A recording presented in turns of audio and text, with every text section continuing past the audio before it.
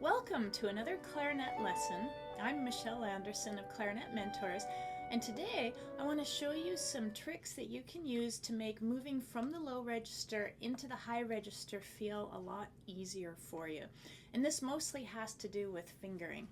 There is a handout that accompanies this video, and you'll see the link for it in the description that's right below this video on YouTube. And I recommend that you download that handout since it'll come in handy as we're going through this video together. I find a lot of people find it really tricky to move from the low register into the high register. And in particular, if they're near the top end of the low register, maybe their throat tone A, which is the A right at the top here, or their B flat, and then moving across into the high notes that have a lot of fingers down. In particular, a lot of people email me and say, how do I go from A to high B more easily? Well, the truth is that's one of the hardest fingerings on clarinet, and it makes sense. We're going from almost every hole being open to almost every hole being closed. It often feels challenging and frustrating, and it shouldn't. Once you teach your fingers sort of the correct way to sit on the instrument and move, it actually becomes quite easy. There are 3 really good habits that you want to train into your fingers, and my video on faster fingering part 1 does go into this in more detail, but I'll give you a quick summary here. One is that our fingers work fastest when they're in a rounded and arched position, like my hands are making right now. A lot of people like to take their first knuckles here and bend them so that instead of this round position, I'm folded in at this joint. That really slows your fingers down. So what you could do is put your fingers on your instrument, take a look at your fingers, and if you see any of those knuckles collapsing, just round them up. It might not feel comfortable, it might not feel natural, but it actually is the position where our fingers will learn to move the quickest. So that's one good habit, rounded, arched fingers. Along with that, the part of your finger that should cover the holes on the instrument, it's the same part of the finger you would use if you made a little finger puppet like this. Not the flat part, not the very tip, but in between. The second really good habit we want to build into our fingers is that when they move up and down, they come down very gently. Often the more concentrated we are, I'm going to play this, the more we start to smack and pound on the instrument. And that will definitely slow us down. And then sometimes it'll actually put an accent into the music that makes the music sound way more laborious. When we want it to come out sounding easy and fluid, our smacking fingers can interfere with the music. The third really important habit, and that's what this exercise is focusing on, is that we want to train our fingers to generally stay as close to their main keys as possible. So for the fingers that usually cover a hole, which is all of the fingers on the front of the instrument, we want them to hover near that hole at all times. So for my right hand, there they are covering the holes. Here they are lifting up. That's about as high as I want my fingers to lift. Usually our fingers like to fly around. Of course, the higher it is, the more work it is to get back in. And that's probably the biggest bad habit people have that slow down their technique. And often if you lift your fingers high, it goes hand in hand with number 2, which is we don't want to smack them down. Our finger movement should look like this.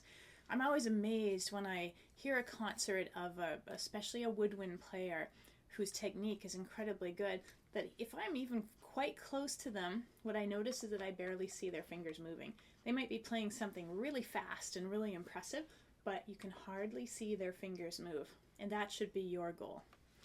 So we're going to have rounded fingers, gentle fingers, and fingers that stay really close to the keys. On this handout, you'll see 6 lines of exercises, and they're all excellent finger exercises. They're an excerpt from the Clarinet Gym, which is another one of my lesson series, and there are videos that go with each one.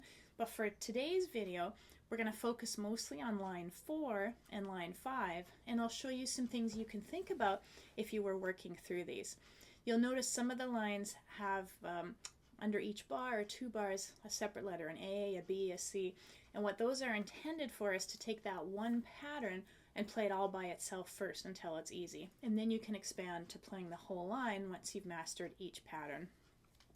So briefly, I'm going to talk about our left hand position.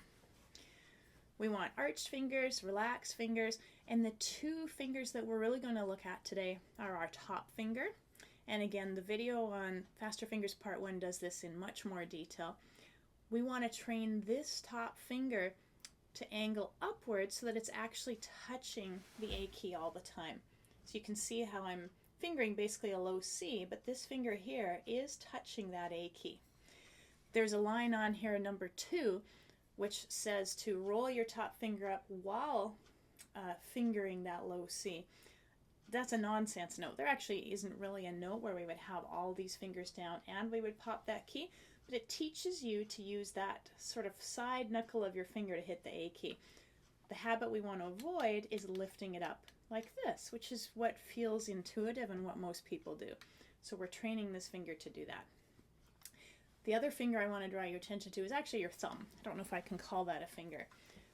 I'm turning my hand around so that you can see this. What we want our thumb to do is to be pointing upward and for the tip of our thumb to be resting on the register key at all times.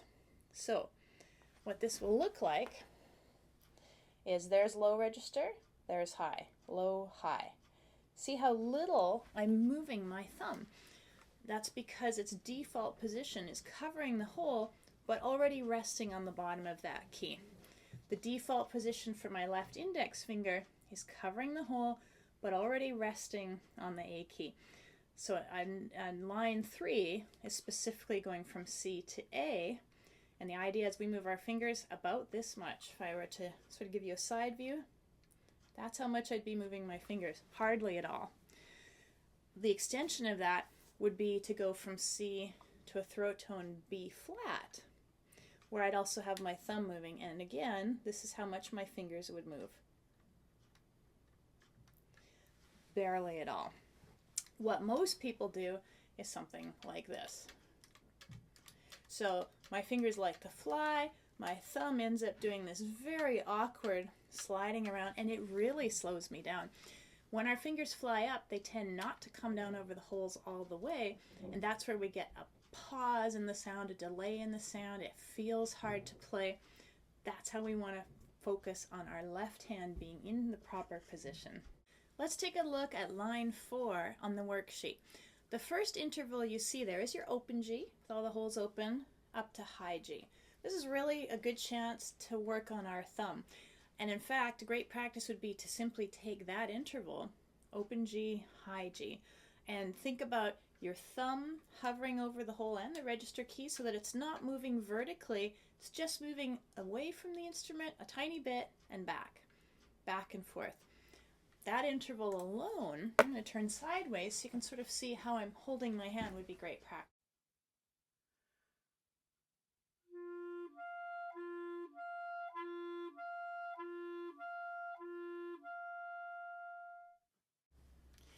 As you move through the rest of the exercise on line 4, you're going to think about your right hand doing a lot of the same great habits that our left hand does. It'll be arched, it'll be light.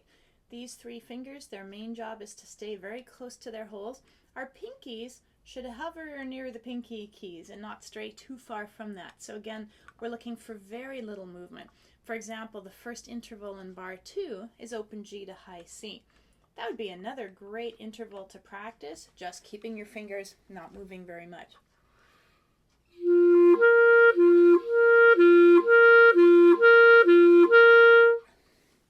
You can see from the front, you don't see much movement on my fingers, and I'd encourage you to do this at home in front of a mirror or videotape yourself. What I often see is something more like this.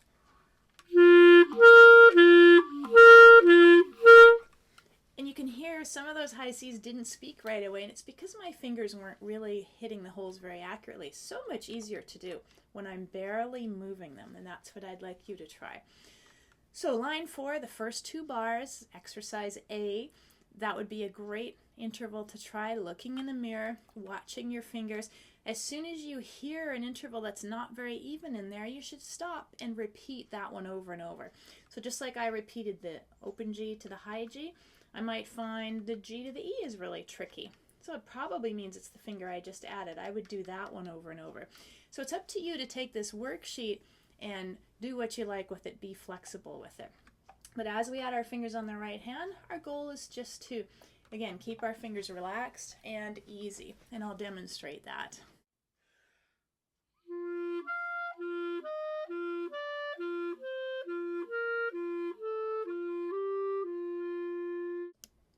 Let's take a look at line 5, which does get our fingers more set for that crossing the break from A up to high B. There is a note there to use your resonator fingerings, and there's a whole separate video on how to find that I recommend you use. Basically, with our A or our B flat, since they're not very nice sounding notes acoustically on the clarinet, there are other finger combinations we can add to make them sound better. It's a little different on each clarinet. I tend to use my third finger on the left hand, my first and third on the right, and often my high C key, and much of the time we are heading in that direction. So that's what I'll be using for this video. Maybe that there's a slightly different combination that works best on your instrument. Looking at 5A, we have our low E to an A. And basically, the low E is the same fingering as the high B other than the register key. It's a great chance for us to make sure that all of our other fingers are doing their job before we get the thumb involved. And what I recommend you do with that interval is simply whichever fingering you use for your low E, it could be the left pinky, could be the right, either one is fine, use the one that you like best, is that you practice slurring back and forth, again keeping your fingers very close to the keys.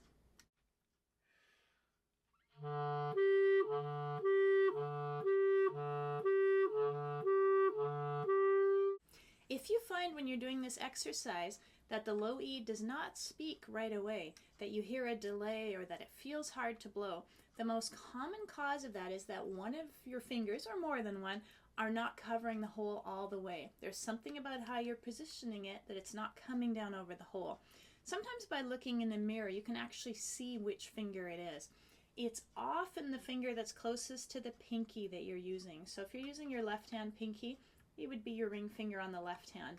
Likewise, if you're using your right pinky, it's often that one. And also on your right hand, that's the largest hole to cover, so that's a likely culprit.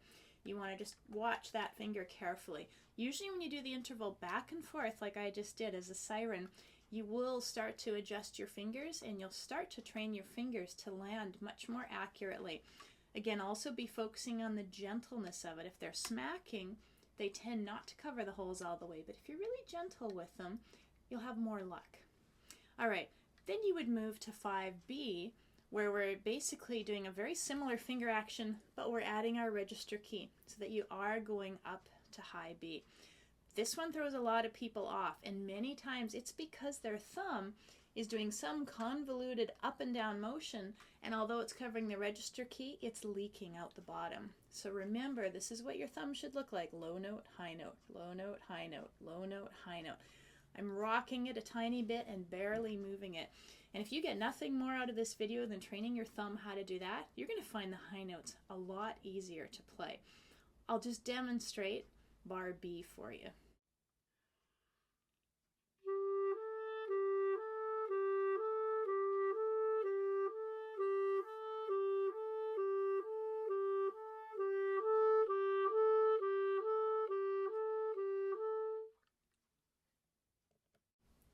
There are many ways you can benefit from the written exercises on this finger workout page. You can take individual intervals like we just did, maybe going from A to B, back and forth, and especially looking and videotaping yourself so that you can see if your fingers are remaining close to the keys, if they're covering the holes, if they're arched, and if they're gentle. Then you can play a whole measure at a time. Then you can play a whole line at a time. A lot of the exercises on this page are designed to hit some of the more awkward clarinet fingerings that you would experience. If you can get this page feeling easy, you'll really notice a measurable difference in your technique, and it's going to feel easier to play and to be more fun for you. If you've enjoyed this Clarinet Mentors free lesson, The easiest way to stay up to date on the Clarinet Mentors information is to join our community.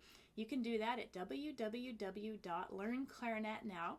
If you go there, you can sign up for the Clarinet Mentors newsletter that comes out every 2 weeks, and that's where you'll get a video like this delivered to you in each newsletter, and also you'll get updates on other exciting clarinet webinars and lessons and other things that are available to you. So I hope you join in to get more information, and I look forward to seeing you on our next Clarinet Mentors video.